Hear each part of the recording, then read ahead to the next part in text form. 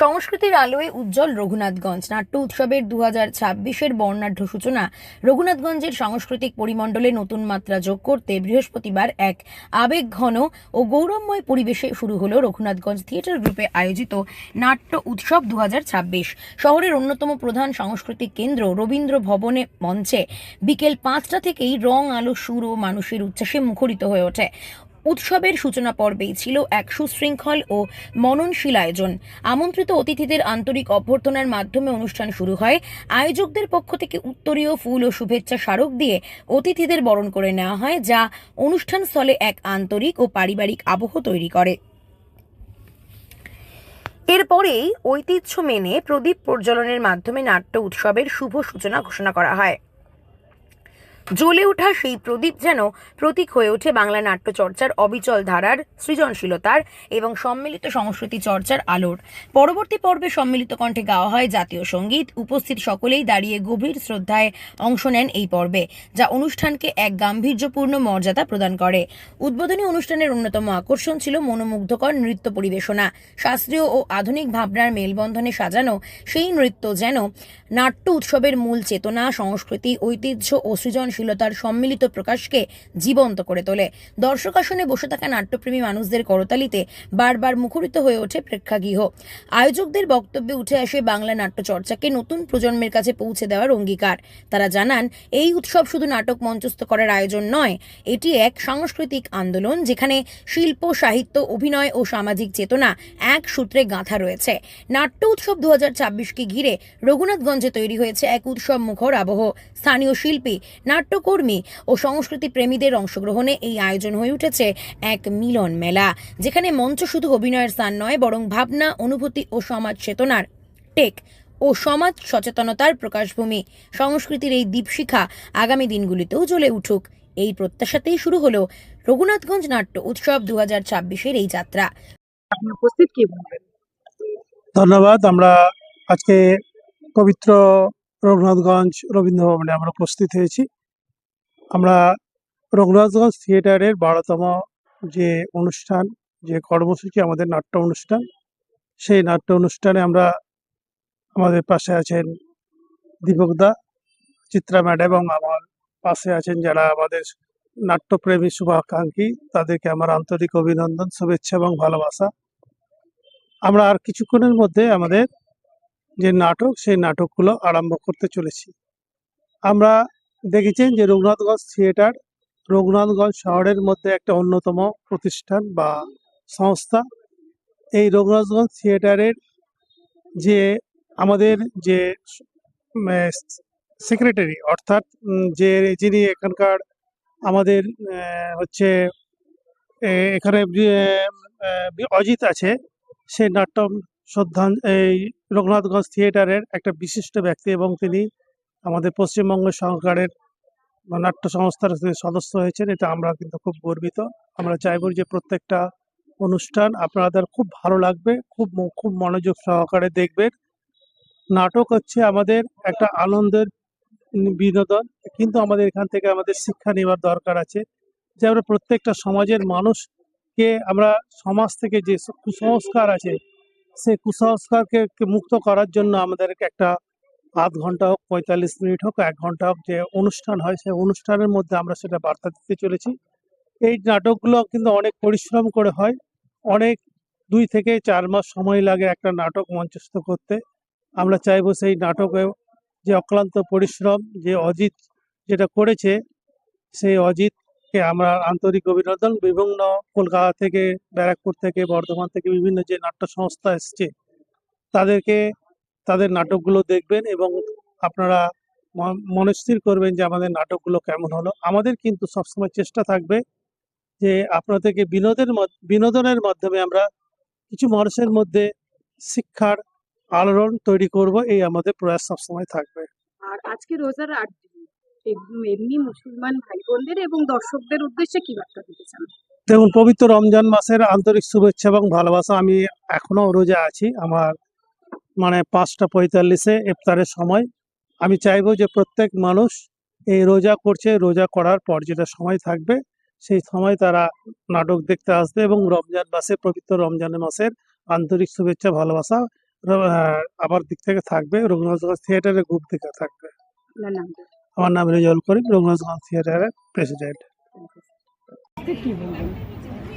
ধন্যবাদ। আমরা আজকে পবিত্র রঘুনাথগঞ্জ রবীন্দ্র ভবনে আমরা উপস্থিত হয়েছি।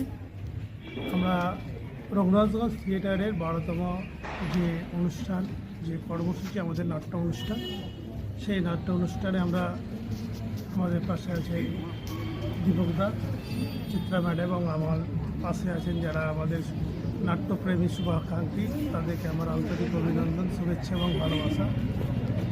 আমরা আর কিছুক্ষণের মধ্যে আমাদের যে নাটক, সেই নাটকগুলো আরম্ভ করতে চলেছি। আমরা দেখেছি যে রঘুনাথগঞ্জ থিয়েটার রঘুনাথগঞ্জ শহরের মধ্যে একটা অন্যতম প্রতিষ্ঠান বা সংস্থা। এই রঘুনাথগঞ্জ থিয়েটারের যে আমাদের যে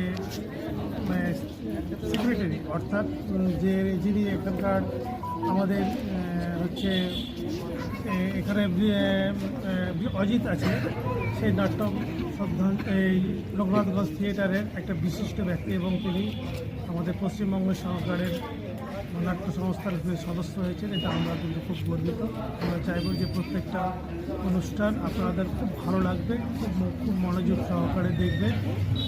নাটক হচ্ছে আমাদের একটা আনন্দের বিনোদন, কিন্তু আমাদের এখান থেকে আমাদের শিক্ষা নেওয়ার দরকার আছে যে আমরা প্রত্যেকটা সমাজের মানুষকে আমরা সমাজ থেকে যে কুসংস্কার আছে সেই কুসংস্কারকে একটু মুক্ত করার জন্য আমাদেরকে একটা আধ ঘন্টা হোক, 45 মিনিট হোক, 1 ঘন্টা হোক যে অনুষ্ঠান হয়, সেই অনুষ্ঠানের মধ্যে আমরা সেটা বার্তা দিতে চলেছি।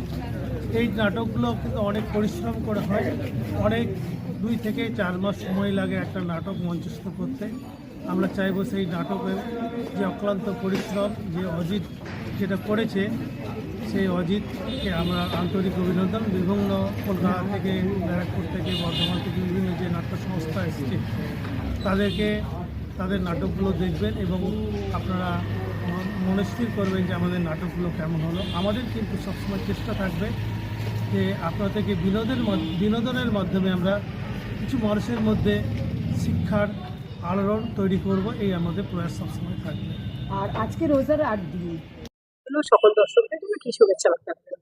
দেখুন, থিয়েটার, নাটক এগুলো ব্যক্তিগতভাবে আমার খুব পছন্দের।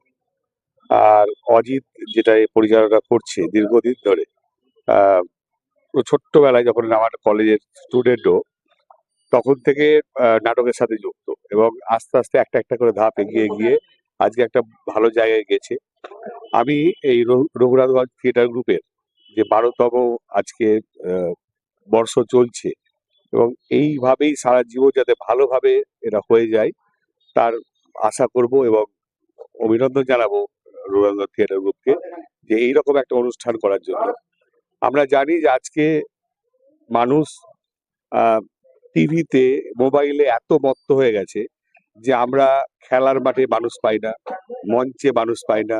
আমরা আগে দেখবেন আপনারা পাড়াতে পাড়াতে রবীন্দ্র জয়ন্তী, নজরুল জয়ন্তী অনুষ্ঠান হতো, নাটক হতো, যাত্রা হতো, সেগুলো প্রায় বিলুপ্ত প্রায়। এই জায়গায় এসেও যে আজকের দিনে যে এটা ধরে রেখেছে, তার জন্য রঘুনাথগঞ্জ থিয়েটার গ্রুপকে আমি Shivam education social welfare trust এবং জাকির হোসেন মেডিকেল কলেজের পক্ষ থেকে আন্তরিক অভিনন্দন জানাচ্ছি এবং শুভেচ্ছা জানাচ্ছি এবং গর্ববোধ করছি যে এখানে এরকম একটা অনুষ্ঠান ওরা দীর্ঘ 12 বছর চালাচ্ছে এবং আগামী দিনেও চালাবে, এই আশা আমি রাখবো। আপনার নামটা? আমি দীপক কুমার দাস। আপনারা যে ধরে রেখেছেন এই বিষয়ে কি বলবেন? বহন আর বাহন, যে বাহন বহন করে যে চলে সেই হচ্ছে আসল হচ্ছে মানে যোদ্ধা। তারা যে অতীতের যে এখনো যে কর্মসূচিগুলোকে এই 2026 সালে আজকে থিয়েটার যেকোনো এখনো বিভিন্ন এলাকার মধ্যে থেকে যে কর্মসূচি, বিভিন্ন সাংস্কৃতিক প্রোগ্রাম, বিভিন্ন অনুষ্ঠানে, বই মেলাতে, সব জায়গাতেই তারা অব্যাহতভাবে এই পরিচালনা করছেন এবং এখান থেকে তাদের থেকে এই শিক্ষা প্রতিষ্ঠানের পক্ষ থেকে যে ছোট ছোট শিশুদেরকে এবং মানুষদেরকে বিভিন্ন থিয়েটারে অংশগ্রহণ করে যে প্রশিক্ষণ দিচ্ছে, আমি এদেরকে ধন্যবাদ জানাচ্ছি এবং এটা যাতে আরো টিকে থাকে এবং এদের সফলতা কামনা করছি। এরা উন্নত আরো যাতে এগিয়ে চলে। এই থিয়েটার গ্রুপ রঘুনাথগঞ্জের, এই থিয়েটার গ্রুপের যারা কর্ণধার আছেন, সদস্যগণ আছেন, তারা আমাকে আমন্ত্রিত করেছে, আমি তাই এখানে এসেছি। আমাদের ম্যাডাম আছেন, চিত্রা ম্যাডাম, তিনিও এখানে এই থিয়েটার গ্রুপের একজন মানে পার্টনার সদস্য হিসাবে তিনি উপস্থিত আছেন। আমরা থিয়েটার গ্রুপের বিভিন্ন অংশ, আমরা বিভিন্ন সিনেমা, বিভিন্ন নাটকের মাধ্যমে সেগুলো উপস্থাপিত হয়, আমরা বইমেলাতে উপস্থাপিত হয়, বিভিন্ন সাংস্কৃতিক জগতের মধ্যে বিভিন্ন ধর্মীয় অনুষ্ঠানের মধ্যে নাটকের যে ভূমিকা, এই নাটকের ভূমিকা সকলের মধ্যে এটা তৈরি করতে পারে, প্রতিভা যে গড়ে তোলাটা, এটা একটা অকল্পনীয়, এটা হচ্ছে খুব সুন্দর জায়গা। আমি চাইবো এটা আরো দীর্ঘ হোক এবং আগামীতে এগিয়ে চলুক, এই কামনা করছি। আপনার নাম? আমার নাম গৌতম ঘোষ, আমি একজন এই জঙ্গিপুরবাসী।